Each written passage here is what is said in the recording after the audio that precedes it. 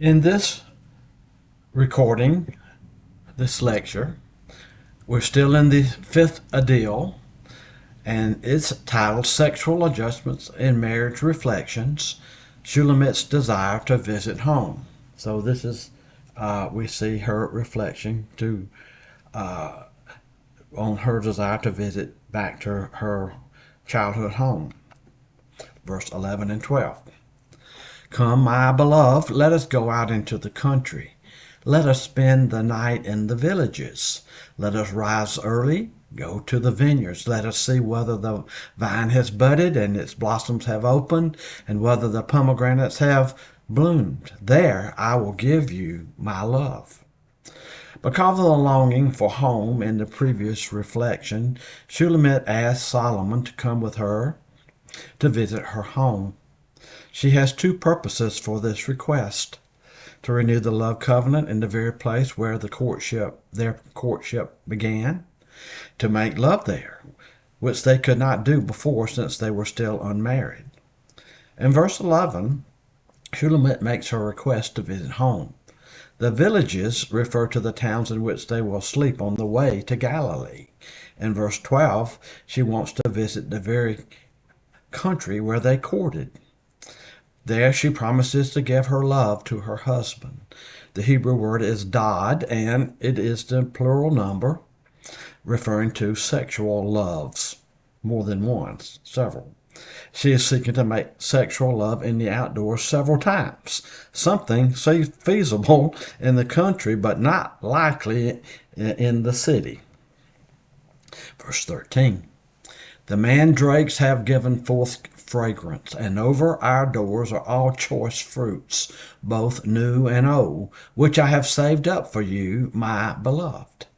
In order to encourage Solomon to attempt this, Shulamit points out in verse 13 that the mandrakes are in flower and are giving fragrance. The Hebrew word translated mandrakes is dodame,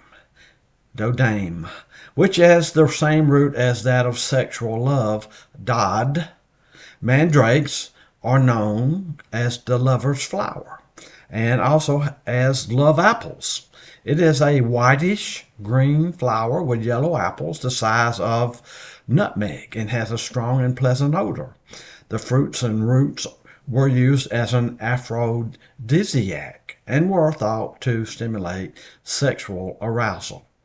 And so, with the mandrakes blossoming in the fields of Galilee to stimulate sexual arousal, she urges him to go north and to try another new sexual technique by making love in the outdoors. This is the second kind of new sexual practice that Shulamit is trying out. Now we move to chapter 8. Let's look at verses 1 and 2. Oh, that you were like a brother to me who you nursed at my mother's breasts. If I found you outdoors, I would kiss you. No one would despise me either.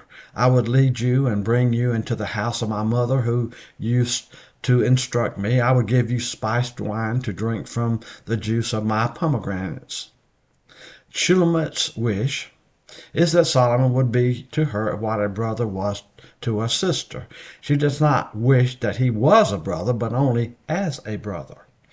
This is so that she could openly display her affection for him without restraint for the sake of appearances, or to be treated scornfully for it.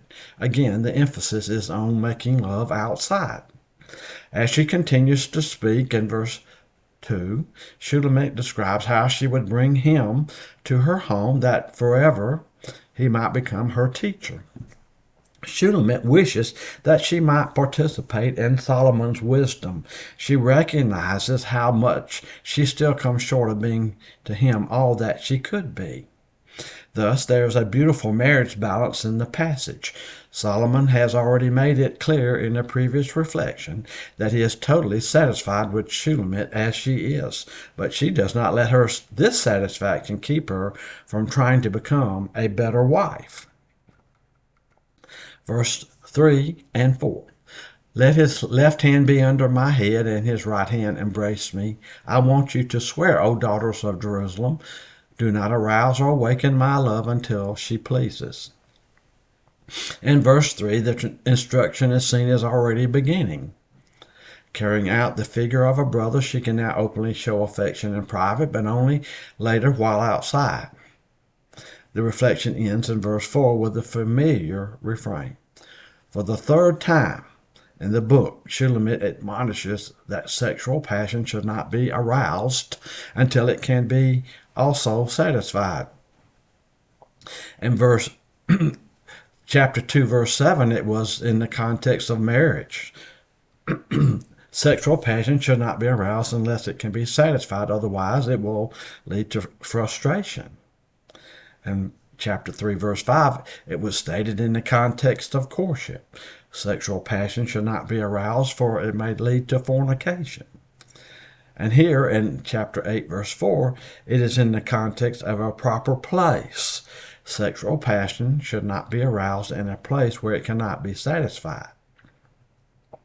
This reflection records Shulamit's request for Solomon to join her in a trip to her home for the purpose of trying something new.